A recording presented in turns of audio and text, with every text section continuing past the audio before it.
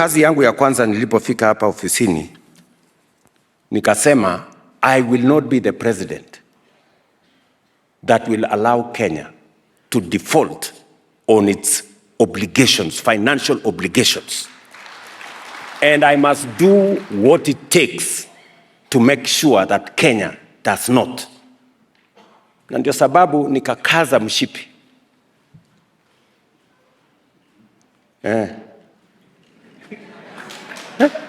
Kwa sababu kama singefanya hivyo, nchi ingeingia kwenye cliff. So nikasema ile mambo ya namna hii, sijui subsidy ya nini, sijui subsidy ya unga, sijui subsidy ya mafuta, sijui nini, project hii, nikasema kwanza, wacha kwanza tupunguze mambo ya kukopa madeni, tupunguze mambo ya expenditure. Nikakata budget ya nchi by 300 billion, nikasema irudi chini. Unaelewana? Na ndio sababu hiyo tukawa na wakati mgumu, but it was necessary. We managed to organize ourselves, we managed to cut down on expenditure, we managed to trim our budget, we managed to tighten our belt, and I want to thank God that today we are reaping the benefits of the sacrifices that we made. Ile inflation tulikuta ikiwa 9.6% in 2022. Leo it has come down to 3.5%.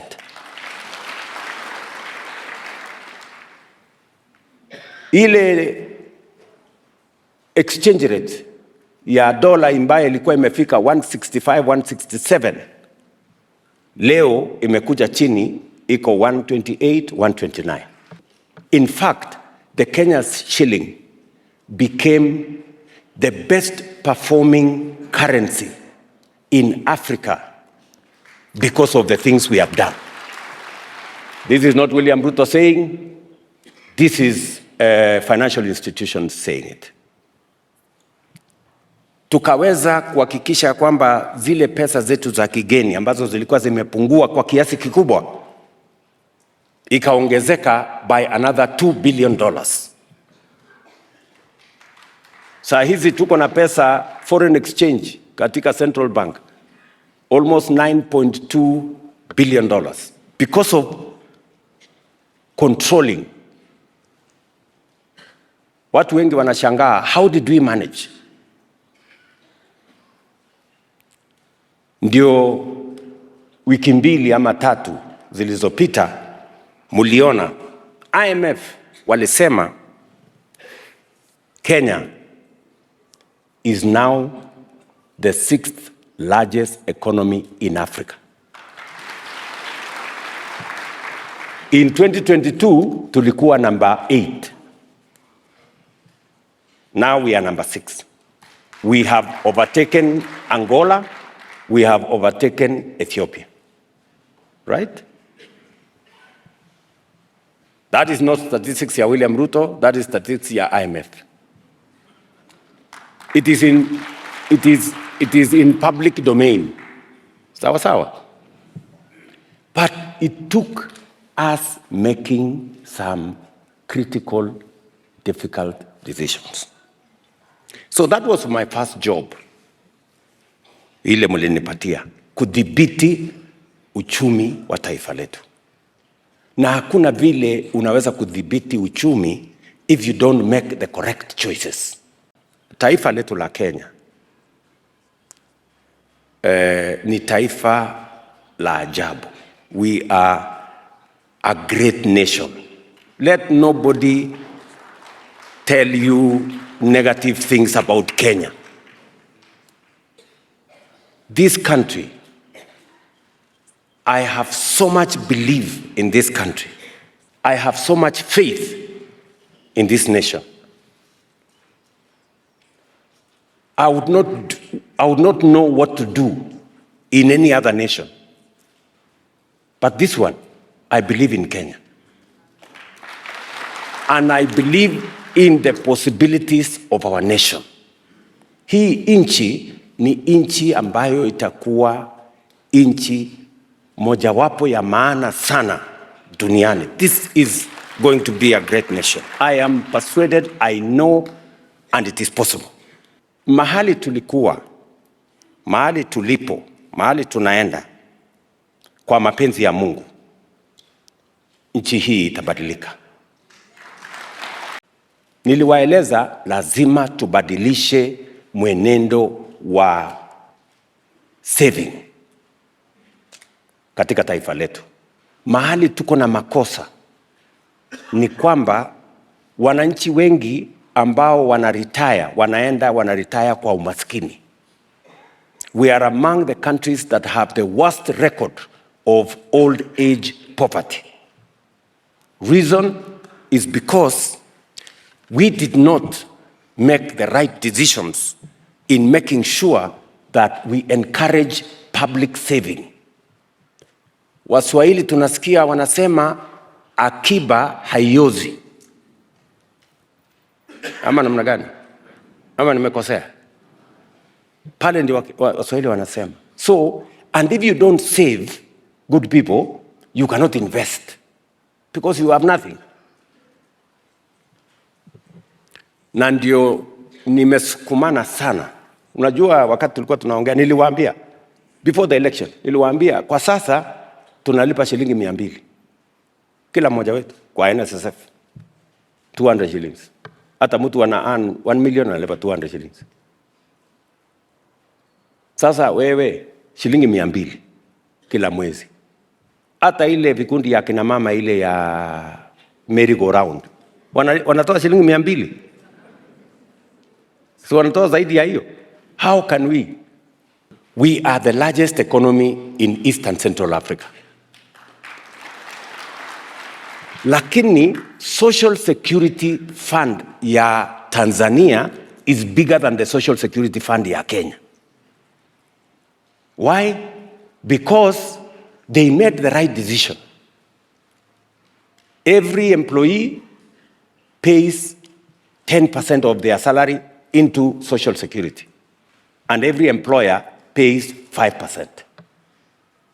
In Uganda, same thing. In Kenya, we are paying 200 shillings. So, nikasema hapana, we must change this because this is not rocket science. This is simple logic. Sasa sheria ya Kenya inasema mwananchi ataweka 6% ya salary yake kwa hazina. Yule employer ataweka 6% kwa hazina ambaye baadaye itakuwa pesa ya huyu employee. We are playing catch up. This is what other countries have done. Sisi ndio tunafanya saa hii. So tulikamilisha hiyo maneno 2023. Ile pesa, and I am telling you this and I have a reason why. Ile pesa tulikuwa tumekusanya for 60 years pale katika Social Security ilikuwa na bilioni 320 for 60 years. From 2023, mnanisikia? From 2023 wakati tumebadilisha ikawa 6% contribution ya employee, 6% contribution ya employer. Sasa tumefikisha another, ile ilikuwa 320. Sasa tumeongeza another 280 billion in 2 years. By December this year, we will have doubled the money we collected in 60 years. We will have doubled it in 2 years. By 2027, kwa mapenzi ya Mungu, by 2027, we will have 1 trillion shillings pale katika NSSF. Kama unataka kutibu shida ya njaa, go and work with the farmers and produce enough food. The rest will sort itself out. Sindio? It is simple. Economists here will tell us supply and demand, period. Increase the supply, you sort out demand. Ama namna gani? So we have put money in agriculture. Hata juzi marafiki zetu wengine some of our development partners wananiambia wewe umeweka pesa nyingi sana kwa kilimo, punguza. Nikamwambia hapana. Kwa sababu hii kilimo ndio inasort out hii matatizo yote hii. Kwanza inasort out chakula. Ya pili inatupatia products ya agro processing. Ya tatu inatusaidia exports. So there is no way we can reduce our investment in agriculture. So pale kwa kilimo, na mimi nashukuru sana. Kazi yetu ya kwanza ni kuregister farmers. We registered 6 million farmers. And then tukaondoa mambo ya corruption kwa mambo ya supply ya fertilizer, tukaondoa ukora kwa hiyo maneno yote. Yeah. Na tukahakikisha kwamba there is clarity in what happens. Fertilizer tukatoa ya all the products, mahindi, ngano, chai, kahawa, all our products. Today, by God's grace, Mungu akatupatia mvua. Tumshukuru Mungu. So our production of maize went up. Our production of coffee went up. Our production of tea has gone up because of the combined reforms we have done in that sector. Pale kwa kahawa tumefukuza wakora wengi walikuwa wamejazana huko. Tume straighten up. In fact, next month, for the first time, naenda kupiga kengele pale kwa Nairobi Coffee Exchange. Sasa wakulima watakuwa wanalipwa within 5 days ya kahawa yao kuuzwa. Kulikuwa na lukumba mingi, huyu analipwa broker ndio afikishe kwa huko, ndio ifike kwa cooperative, mkulima anapata pesa 6 months later. You know? We've straightened it. Mambo ya chai tumeketi chini na the tea sector. We have removed some of the bottlenecks. In fact, katika bunge ambayo budget ambayo tumeweka hapa, we are removing taxes kwa mambo ya papers za value addition ya chai. We are eliminating taxes on purchase of tea locally so that we make sure that we increase our exports of value added processed tea from 5%. My intention is to get it to 25%. Saa hizi tunauza chai yetu mingi kwa magunia. We need to sell tea that goes to the supermarket. So that whole sector has woken up. And the results are out there for all people to see. Kahawa imetoka shilingi 50-60 per kilo. Today, the average price is 120. Some are getting 100, some are getting all the way to 150. It has never happened before. Chai, the same thing. We moved our earnings of tea from 170 billion to 215 billion. That is the reality of the moment. Go and ask KTDA. We have also pushed ile sekta yetu ambayo imehangaika miaka nyingi, ile ya sukari. Watu wameweka umaskini na kilimo ya miwa. Nilienda kule nikakuta wakora wamejazana everywhere, wajuaji. Watu wameteka nyara the whole place. Hakuna kitu inaendelea ati mtu fulani peke yake anaamua. Sasa hiyo sekta imenyoroka, you will be shocked. Hii sukari tumekuwa tukiimport for the last 40 years. This year we imported the least. Next year pengine. By 2027 we will not be importing sugar to Kenya. That is the reality. Ask the sugar people. We have gone up from production of 495,000 metric tons. This last season tulipata 815 metric tons. My plan is that next year we must get 1 million tons. The following year 1.2 million tons. Already we have an additional 200,000 acres of land planted under sugarcane, and we have 4 new factories that we have licensed.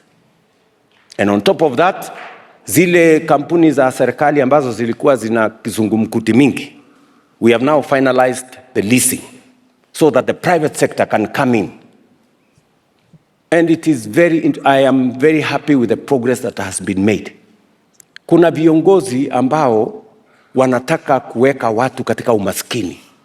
Unaona mtu anaenda kupinga ati factory ya sukari should not be leased.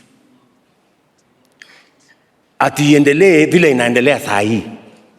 Saa hizi factory hailipi mkulima. Factory hailipi wafanyikazi. Factory hailipi ushuru. Factory inachukua miwa ya wananchi inaenda inazama nayo. How can a leader mwenye ako na akili aseme kitu kama hiyo iendelee? Really. Some leaders I don't understand. They need to be humane. How can you want people to be in poverty? Hiyo wakulima wa miwa wengi, karatasi yao inaonyesha DR, yani wanadaiwa. Mtu unapeleka miwa, mwisho unaandikwa makaratasi unaambiwa wewe ndio ulipe kampuni ya miwa. Mkulima anangojea mwaka moja alipwe. Mwisho sio ati mkulima analipwa na kampuni ambaye alipeleka sukari yake. Mwisho serikali ndio inalipa wakulima, serikali ndio inalipa wafanyikazi. Serikali haikuajiri wafanyikazi, serikali haikuchukua miwa ya wakulima. What kind of nonsense is that? Na watu wanazambia endelea tu namna hiyo. Hapana. So anyway, we have completed the leasing. The farmers agree with us. The many stakeholders agree with us. Some people tu watu wachache ambao wanataka kufanya siasa duni ambayo ya bure.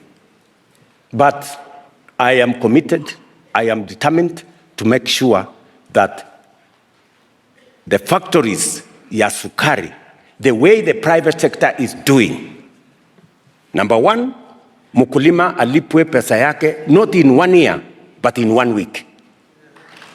Number two, wafanyikazi wa kampuni walipwe kama wafanyikazi wengine every month. Na number three, kwa sababu tuko na nucleus na tumeweka concession kila mwaka, vile tunapatia wakulima wa chai bonus, wakulima wa miwa watapata bonus. Na nilienda nikaanza na kampuni ya Mumias ilipatiana bonus last December. It is going to give out a bigger bonus this end of this year. And so will all the other factories. And I am prepared to put my name on the line because I know we are doing the right thing. Elimu ni kitu ya muhimu sana kwetu sisi zote. Pale mahali mtu tajiri na maskini wanakuwa sawa ni watoto wao wakisoma.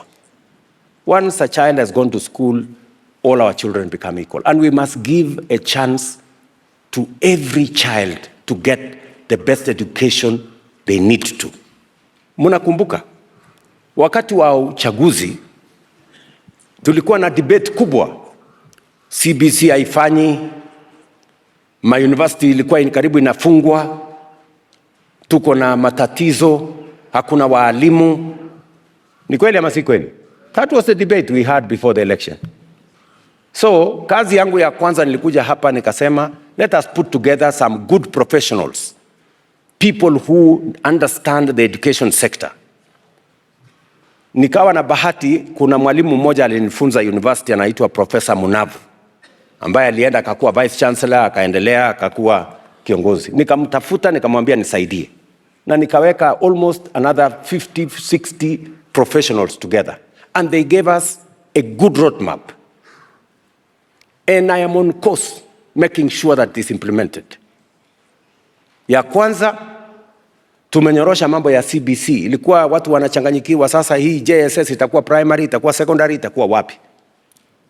We have settled and we have constructed 17,000 already classrooms. Na mimi nataka niwashukuru wabunge pia wamechangia katika hiyo harakati. We have another 5,000 that is going on. We have another 1,600 laboratories katika ile mashule ambapo haina laboratory. We are committing public money to do that. We have hired 76,000 teachers. End of this year, I will hire another 24,000 teachers to make it 100,000. By 2027, 30% of the teachers teaching in Kenya will have been hired by this administration. The highest in Kenya's history. Why? Because education is important. And we must give every child in Kenya, wherever they are, an opportunity to learn by making sure that there is a teacher. As we build the classrooms, we must employ the teachers. I have rolled out a new funding model for our higher education. Ilikuwa na turbulence kidogo, lakini we have stabilized. Why? Because it was important for us to tell each other the truth. Hakuna haja ya kuambia university tunawapatia wanafunzi, serikali italipa 80%, alafu serikali inalipa 40%. Universities are stranded with children. That is why almost 23 universities were going bankrupt because of the old model. Today, I challenge you, go and ask any vice chancellor the difference between the old model and the new model. Go and ask them. I'm not telling you to ask me. Go and ask them. I made a commitment to the people of Kenya that I will straighten this health thing, because it is the one thing that today it has been impoverishing many Kenyans. In fact, statistics from the Ministry of Health ilikuwa inasema Wakenya zaidi ya milioni 1 kila mwaka wanazama kwenye umaskini kwa sababu ya gharama na kwenda kulipa madeni ya hospitali. Deni ya hospitali inafika 500,000, 1 million, 2 million, mtu anauza shamba, mtu anauza biashara, mtu anauza ng'ombe, inapotea, anakuwa maskini. So we needed to do something about it.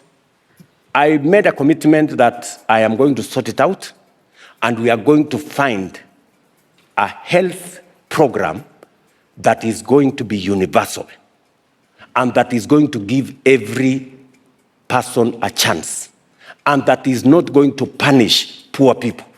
We replaced the NHIF Act with 5 new pieces of legislation to provide a sound legal framework and foundation for our health infrastructure, because health is that important to every family in Kenya. Pale shida ambayo ilikuweko kwa NHIF ni mambo ya manual things. Wakora wakawa wengi, wezi wakajazana hapo. Hata niko na rafiki yangu kutoka huko mahali mimi natoka kule Eldoret, alikuwa na hospitali hapo. Hospitali yake ilikuwa na accountants wengi kuliko madaktari. Kwa sababu kazi yake ilikuwa ni kujaza form ya kuclaim pesa kwa NHIF. Fake things. So tumefunga hiyo mlango. Tumeweka everything on a digital platform. And NHIF, the highest registered people in NHIF was 8 million. The highest registered number of Kenyans. Today, under SHA, we have 22.5 million Kenyans registered. 22.5 million Kenyans registered. Leo, hata yule mama mboga, for the first time, anaweza kulipiwa pesa akienda hospitali na SHA if they are registered. People who would never imagine that they will be in a health insurance program. And that is why I am insisting this thing must be universal. And shortly, we are going to roll out a national program of getting every Kenyan on board. We must never allow a Kenyan to die of disease when we can treat them, and the only reason is that they cannot afford. No, we must not. Ndio tumesema hii SHA,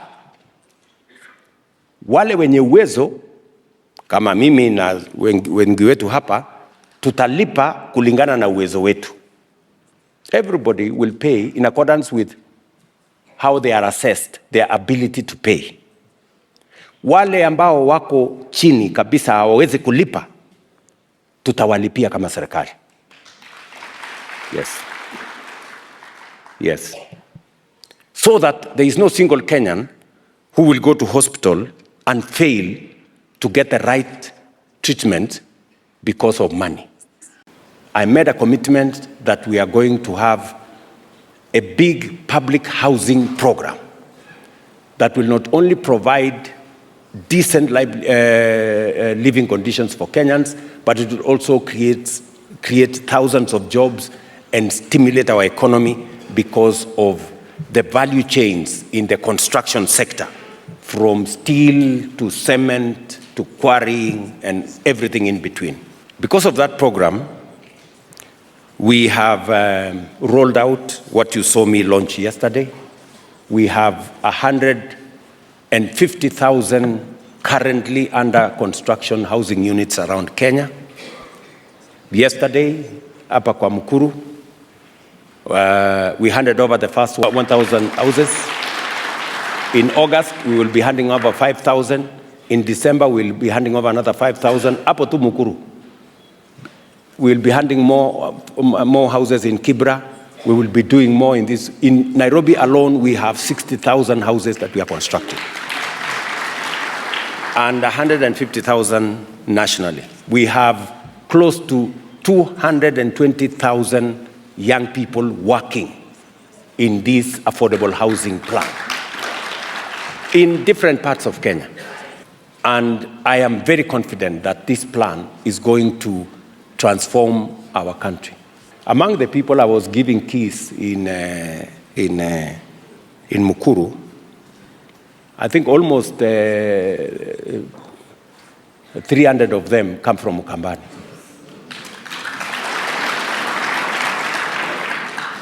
Go and ask them.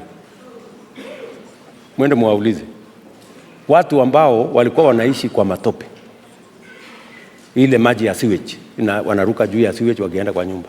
Nyumba inafuja, haina stima, haina maji, haina choo, haina chochote. Today, they are living on a decent house, on 3rd floor, 10th floor, you know, in the city of Nairobi. Sio msituni. You know, some things we take for granted. Unajua kwa manyumba ya hawa viongozi hawa wengi, iko choo karibu 3-4 kwa nyumba moja. Kuna watu familia 10 wanashare choo moja, pit latrine. Unasikia? Halafu unakuta kuna watu wanauliza maswali, hawa watu mbona serikali ina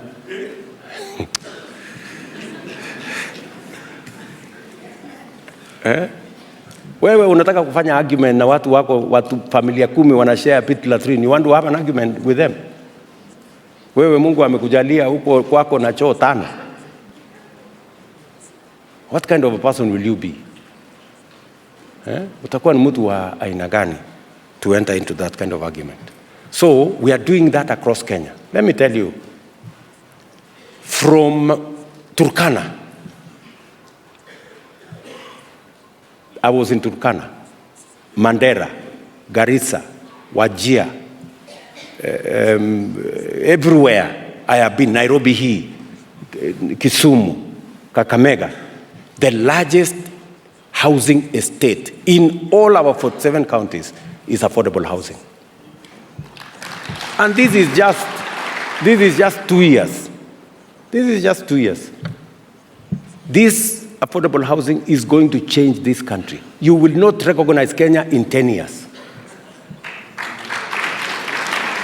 Na hii slums zinatusumbua hii, they will evaporate. Hii slums zitaisha. Hii Kibera hii Kibera, in 15 years there will be no slum. So because we are doing the first 4,000 units will be ready by December.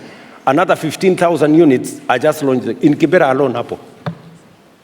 You know? And the plan is this. Because of the housing levy, 1.5%, 1.5%. And I must thank the contributors. I owe them. They are patriotic Kenyans. Those people who make a contribution to the housing levy, they are our heroes. They are making the difference. They are lifting people. They are doing God's work. Najua, nilisema jana, wakati wa uchaguzi, nilisema kanisani. And I remember very well. I say this bottom up. Ni ile maneno iko kwa Zaburi 113 mstari wa 7 na 8 inayosema Mungu humuinua mnyonge kutoka mavumbini na akamketisha wakaketi pamoja na wafalme. Yesterday I could see it in reality. Mtu ametoka Mukuru kwa chafu, vumbi, matope, sewage. Leo anaishi ghorofa ya 11. What greater manifestation of mavumbini, Mungu kumtoa mtu mavumbini akamweka mahali pa heshima. That is the greatest. And it is happening not just in Mukuru. It is happening in 47 counties. We have 200 sites where affordable housing is going on in Kenya, like Mukuru. 200 of them. Mukuru is just one.